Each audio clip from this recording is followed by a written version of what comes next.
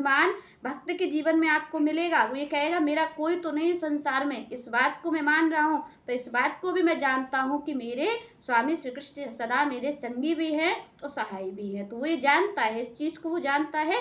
तो एक अभिमान उसके जीवन में रहेगा। ना भक्त के जीवन में ज्ञान का अभिमान है, न बल का अभिमान है, न ध्यान का अभिमान है। उसके जीवन में श्री कृष्ण की सेवा का ही अभिमान है कि मैं किसका सेवक हूँ, मैं उनका सेवक हूँ। तो आगे श्री कृष्ण कहते सम सुख दुख क्षमे। भगवान ने कहा सम सुख दुख, वो सुख दुख में समान रहता है।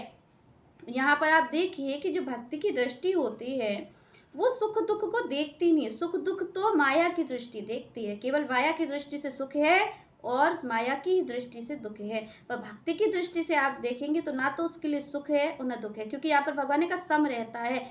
सम कब रहेगा? जब उसको दोनों चीज एक ही नजर आएगी। जब तक दो चीज नजर आ रही है तब तक सम नहीं रहा जा सकता। आप देखिए जब तक दो है तब तक संभावना ही नहीं है कि कोई एक हो पाए। तो यहाँ पर वो एक ही दृष्टि रखता है कि ये जो आ रहा है मेरे जीवन में तो वो श्री कृष्ण की इच्छा से आ रहा है, मेरे स्वामी की इच्छा से आ रहा है। तो वो ना तो उसमें सुख का भाव रखता है और ना दुख का भाव रखता है, उसमें उसको आनंद का भाव है कि मेरे स्वामी की तरफ से आ रहा है। आप देखिए कि आपको अगर कोई आपका प्रेमी देने वाला कोई उपहार हो तो आप उसमें कौन सा भाव रखेंगे? आपको क्या आएगा? प्रेम का भाव आएगा, द्वेष का कुछ नहीं आएगा, क्योंकि मेरे स्वामी की तरफ से आया है, मेरे प्रेमी की तरफ से आया है। तो यहाँ पर क्या है कि मुझे आनंद देने वाली है ये चीज़। क्यों? क्योंकि आई किधर से है। यहाँ पर सबसे महत्वपूर्ण चीज़ होती है आपकी जो वस्तु है वो प्रभाव वही डालती है जिसकी तरफ से आई होती है। अगर कोई आपके प्रियजन हैं वो आपके लिए अगर कोई उपहार भेज रहे हैं तो आप ये भी नहीं देखेंगे कि क्या भेजा है। यहाँ सबसे बड़ी बात ये कि क्या भेजा है वो नहीं हम देखते, किसने भेजा है, बस हम उसी से आनंदित हो जाते हैं।